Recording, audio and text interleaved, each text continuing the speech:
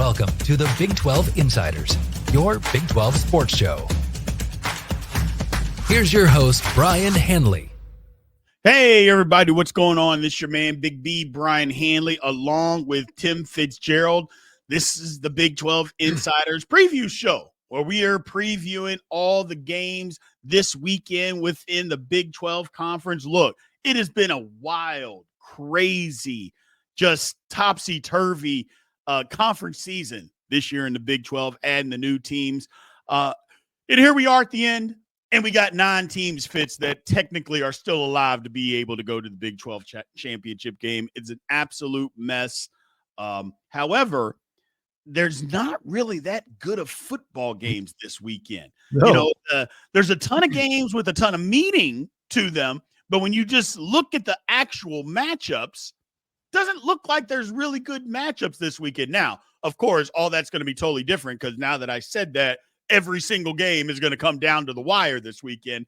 That's basically what the Big 12 has been. But to me, there's not a ton of matchups, but we're going to go over this anyway. What are your thoughts on this weekend's slate, Fitz? Yeah, it's crazy because so much is at stake. We don't know who's playing in the Big 12 title. We know nothing close to that. We do know if Arizona State and Iowa State both win, they're in. That would solve that, be quick and easy. But you have 4 teams at 2 losses, 5 teams at 3 losses. The Big 12 says they're all in contention with the right scenario. Our math showing maybe TCU doesn't have a scenario to get in there, but it's going to make some high stakes football in some of these games because if you're Colorado, you can't look past your opponent. If you're Arizona State, well, it's a rivalry game. You're not going to look past that opponent. And BYU, you also have to take care of business. Maybe if you find out you're still in the running by the time after dark kicks off on Saturday, because we're not messing around. I wish we had a Thanksgiving day game in the conference. We don't. I think it's something K-State and Iowa State could do. I think someone around the country or someone, around the conference should identify a game that'd be good for the holiday. I don't know if I want to give up my Thanksgiving to cover football because it's all about me. And I do think that 2 Friday games will be very entertaining. The rest of the slate going on Saturday, pretty well scattered out. It's going to be a fun weekend, and we're all going to be fat and happy by the time the weekend gets here. And I'm looking forward to it. Yeah, I'm really looking forward to it. Should be interesting. Like I said, you know me, I like chaos. And I've been rooting for chaos, and the Big 12 is giving it to me in tenfold. But I just have a feeling that this weekend, I don't think we're going to get the chaos. I think it's going to end up being status quo. So, but let's break all this down. Let's get into it. Before we get going, speaking of chaos, it was chaos around here last week because you were on the injured reserve. Yes. Give us an update. You just got back from the doctor. It sounds like things are progressing. Things are progressing. You know, I had some an infection. To break everything down, I had a wisdom tooth pulled. Should have been easy peasy. They obviously, it was impacted, but they had to go in. They got it out. It was pretty simple. I was literally in the dentist office about 15 minutes. Well, I ended up getting an infection immediately, like the very next day. Face swelled up. I know you all saw me. It was maybe 3 times the size of what it is right now. It looked horrible. And so they had to put a drain in my face. They did one inside of my mouth, one outside. They were pretty worried about it. I was pretty worried about it. Just for some context where people saying, well, maybe not that big of a deal. You know, it's the same type of thing, an infection that actually killed my brother. So it had me worried, needless to say. But good news, went to the doctor. They took the drain out of my face on the outside today. On Monday, I go back, and they said they're going to take the other one as long as it keeps getting smaller and the antibiotics keep working, which they have done. Oh, man, it's gone way, way down. They're going to take the one out inside my mouth on Monday, and then we're on the road here. So things are getting better and progressing. So for anybody who had asked, and there's a lot of people out there that had mentioned in well wishes, I appreciate that. Thank you guys for all of that. So it was – I didn't say a whole lot about it, but it was Fitz. It was a little more serious than what I was letting on. I think that was me being more scared than anything. So I'm just going to, from here on out, I'm going to tell people you got in a knife fight in Tijuana. And The guy got in a lucky swipe before he bled out. That's what I'm going with because Okay. you're a killer. You're a killer. It's part of me. No, I turned 49 years old. I'm tough these days. I'm tough. Yeah. Yeah. And some of these games are tough too. Look, I cover a team and I go every weekend, but one of my young guys that you spoke with on the Spotlight episode, Cole Carmody, said, "Boss, I really want to go." And I said, "I'm out. I don't like the cold. You can go to X." So I will be home watching a lot of football and, of course, still covering K-State from here. But it's going to be a great weekend, and I'm glad I get to enjoy it.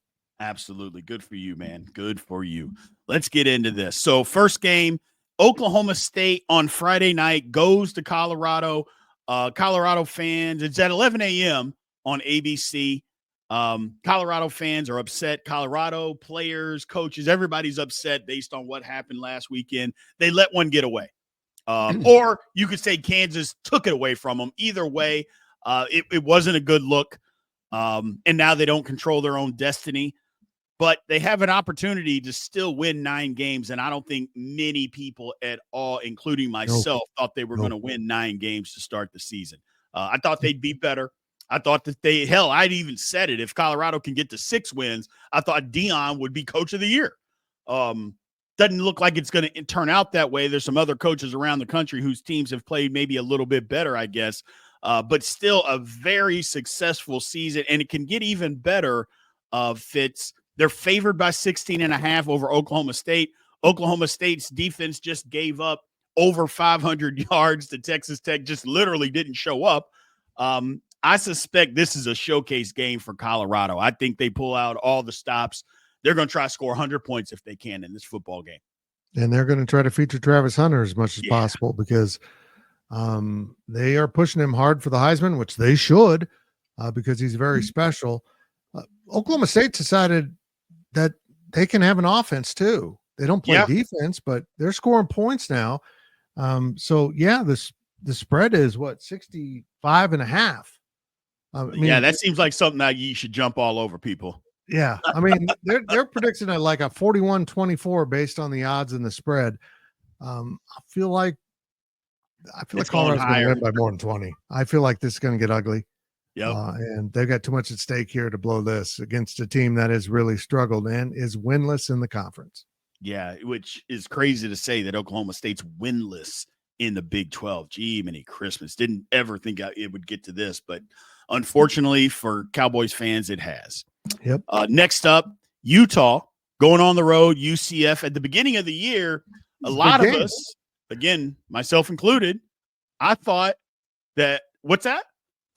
This was a big game at the start of the year. Yeah. At the beginning of the year, myself, I thought, oh, man, this one could decide who's going. If Utah's going, does UCF have an outside chance to go to the Big 12 championship game? We all thought, oh, man, this is going to be a huge game. And here we are. Utah's bad. UCF is bad. Doesn't have near the meaning, but it is on Friday night. They still need to be respected. It's a 7 a.m. or 7 p.m. Excuse me, not 7 a.m. Lord have mercy. 7 p.m. kickoff on Fox. UCF -10 at home, over under 47.5. I think that's going to be tough to get to 47.5. I know Utah played better, or they scored a couple more points, I should say, on offense last week. I don't think their offense played better. I think the team just scored more points. But we'll see. UCF's defense not very good at all, but they can still score points. But I like UCF in this football game. I do too. I'm kind of chuckling that, Fox had launched their Fox Friday football with a Big 12 game. And then they had this as the bookend to the series this season and all Big 10 in between. And we all thought this was going to be a whale of a game. Yeah. They're both 4-7. The winner will not go to a bowl. No. So it's insanity how far these teams are off from what we expected. And I'll be fascinated to see if pride kicks in or if there's some going through the motions here, because it's been a season that has not gone well for either program. No, hasn't gone well. Unfortunate circumstances, or I say unfortunate circumstances. Utah losing a quarterback, UCF just picking the wrong couple of quarterbacks. It is what it is there. Moving on. Next game up. Now, these games are all on Saturday. Kansas goes to Baylor. I think now this one fits. I think actually might be one of the better games of the weekend of the slate. I think it's actually the second best game of the slate. Kansas beat 3 ranked opponents in a row, and to top it off with that big win last week against Colorado. Baylor's won 5 games in a row after kind of being left for dead. They were left for dead, but they didn't leave themselves for dead. Nope. They kept fighting. This one's in Waco. KU minus 1.5. It's 61.5. The over-under. I think I like Baylor to win this game at home, Fitz, just because coming off of the KU coming off an emotional victory. But I'll be honest, KU's playing as well as anybody in the country right now. Not just the Big 12. They're playing as well as anybody in the country. So if KU goes and wins this football game on the road and get to a bowl to top all this huge comeback of a season, I would not be surprised at all. Yeah, I mean, the fact that they've won 3 straight games over ranked teams with a losing record, first time it's ever happened in college football history, is a hell of a thing to sustain. You beat Iowa State. Nice win. You know, then you go to BYU. Wow. 2 in a row. Then you just clobber Colorado. You're like, oh my, this team's playing at a high level. But the question becomes, can they sustain that? That now the trophies are gone. You've beaten 3 ranked teams, and now you're going to play a Baylor team that's been okay, which and also is interesting enough in the running for the Big 12 title game still. But I think this game will be close, but I just think KU's got too much going right now. I think KU will probably win this one. Yeah, KU's got a lot going on, man. Playing really – basically, this is the KU team that we thought we were going to see all year. Yep. I mean, that's what we are seeing right now. They needed to go to a bowl. Yeah, and to go to a bowl. That one's at 11 a.m. and on ESPN2. Next up at 11 a.m. on Saturday, West Virginia goes to Texas Tech, 11 a.m. on FS1. Tech -3 at home, over under 64.5. I like Tech in this one. I think Tech's a better football team. I do too. For all Tech's struggled with this year, I think they'll take care of West Virginia. West Virginia's kind of hard to figure out. They're good, they're bad, they're good, they're bad. But they've been bad lately, and I think that the change of quarterback seems to have helped them. Maybe this one is one you want to look at the over in. It's 64.5. That's a lot of points, but these teams can score a lot of points. Well, we know Tech can score a ton of points and give up almost a ton of points. Yeah. That's how they win. Like, we scored a whole bunch and it was just enough to win. So this one could get wild. A heck of a way. Those are 2 great games to start the day off on Saturday in the Big 12. It is. Yeah. I think this one actually just might be a shootout. So, but I think Tech is the better football team. Then at 2:30 on Fox, Arizona State, destiny in their hands, goes on the road to Arizona, rivalry game. But I'll be honest, I don't think Arizona's going to put up much of a fight. I think Arizona State is that much better of a football team. I don't think there's going to be a ton of resistance. I think Arizona State's going to do wind sprints up and down the field. Again, it's a rivalry game, so anything can happen. Arizona State's favored. They're getting 8.5 here, or they're laying 8.5, I should say. 53.5. I think Arizona State rolls in this football game, Fitz. Yeah, I agree with you. I'm not surprised that one team's 9-2 and the other one's 4-7 heading into this game. No, I'm a little surprised that it's reverse of what we thought at the start of the season. And Arizona State's a heck of a football team. Again, win and they're in.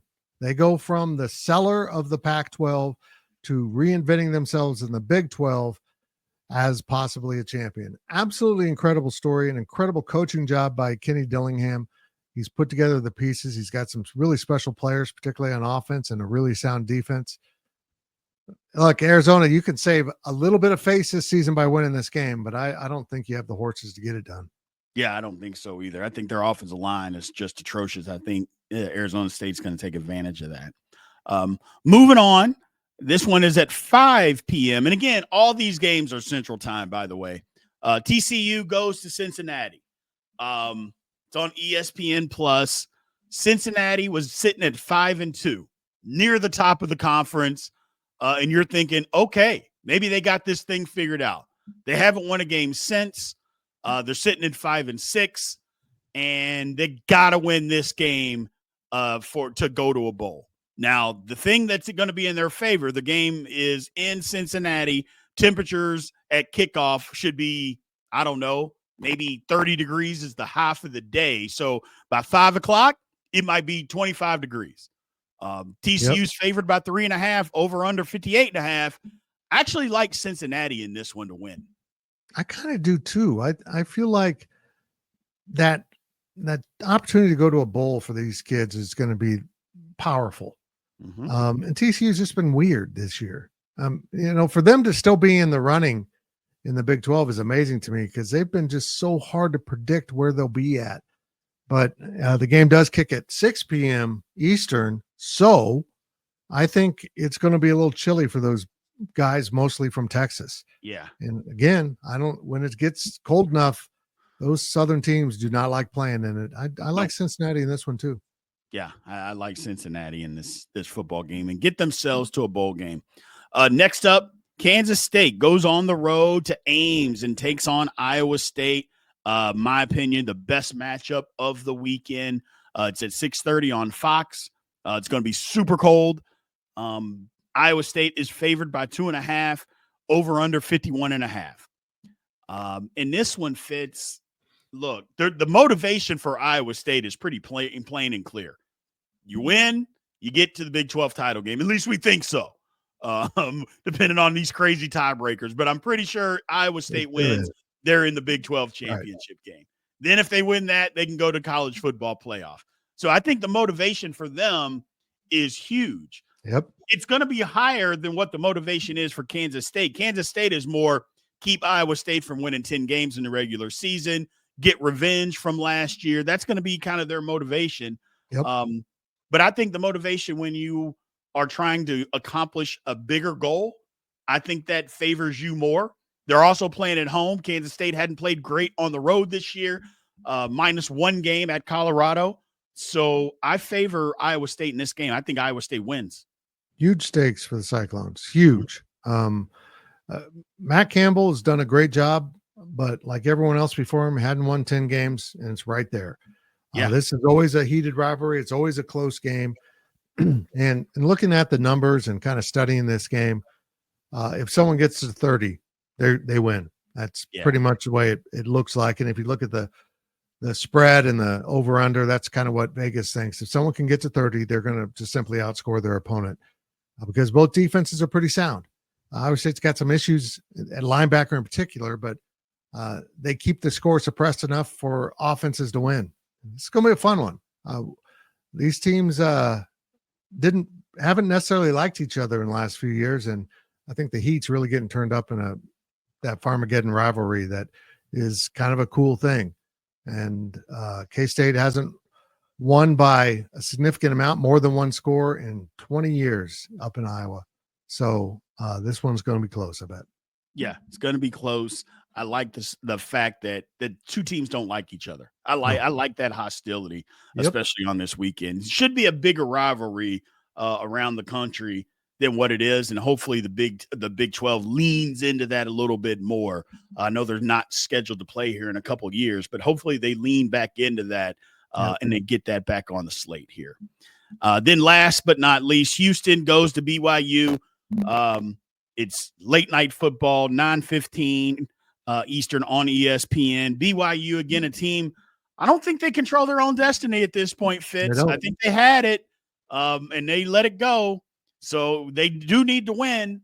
And I think a lot of BYU fans, they understand what's at stake, and they'll know exactly what's going to happen too. They literally play the last game of the day. So by the time their game kicks off, they're going to know what they need to do. Having said that, it's still a very successful season for BYU. I don't think anybody thought they'd be right where they are at 9-2 down here at the end of the season. They're favored by 13. Over under is 41.5. The one thing that Houston does do well, Fitz, is play defense. They can't score any points, but they do play defense. So I like that 41.5. I like the under. I just don't think they're going to score against BYU. This might be a shutout, but I think BYU will do enough to get in the end zone. a couple of times at least. I like BYU in this game. Yeah, I agree. I think BYU's the better team. Houston's had its moments, but going on the road, late night in Provo, KU just won out there in that formula, which doesn't happen often. I hate I hate Houston's chances in this game. Yeah. I think BYU rolls. The only thing that could go wrong is what if, before the game's very old, we find out that Arizona State had won, and then, Iowa State just beat K-State. You're out. Yeah. That's the only thing that I think could wreck BYU is that word gets to the sidelines. We can't go, and they deflate themselves early in that game. I still think they're too good for Houston. I do too. I think they're too good, and they'll play with too much pride because it's a mature football team. Yep. And I think they understand, you know what? Yeah, we can't go to the Big 12, but we want to go to the best possible bowl game that we can. And this is a much better season saying that we won 10 games than it is 9. Exactly. I love what Chris Kleiman had to say about that after their game last week. 10 wins, 10-2 means a hell of a lot more than 9-3 perception. So I love that aspect, and I think BYU will have that motivation no matter what. So that's kind of the slate for this weekend. Like I said, not a lot of really good games. KU at Baylor, Iowa State hosting Kansas State. The other games are super important. I'm just not sure how good the actual matchups are going to be. That's no disrespect to anybody of your specific team. It's just looking at the matchups, I think we're all being honest if we say that. It's not just crazy jump off the screen matchups this week, Fitz. No. What are your thoughts? Well, we got a lot of games on the schedule that we thought would have a different meaning.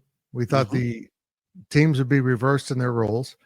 Kansas State, Iowa State's clearly the best. That was our spotlight game on the channel here. And but there's a couple other ones. I think KU Baylor's interesting. West Virginia Tech's interesting. Arizona State only because it's a rivalry game, but there's some real dogs on this one. Unless the Colorado or BYU plays down, there's going to be some thumpings in this conference. Yeah. So I appreciate everybody being in here and joining us. I also appreciate everybody sticking with us through the craziness that happened to me last week. I apologize. I know it's not technically my fault, but either way, I apologize. So we're getting back into this. Look, basketball is right around the corner. I mean, technically it's already started, even though I don't think it should have, but it's already started. So we're going to get some more basketball talk as soon as football is over with, because the Big 12 undoubtedly has the best basketball conference in the entire country. I don't want to hear what anybody else has to say. They can come up with any analytic that you want to come up with. I don't care. The Big 12 has the best basketball conference, period, end of story. So we're going to start getting into that, talking about that a little bit more. So I appreciate everybody. We will see you guys next week. Thank you for showing up. Remember to like, follow, subscribe, and continue to leave those comments. We'll talk to you soon. Thank you for watching the Big 12 Insiders, your Big 12 sports show. This has been a Spirit Street production.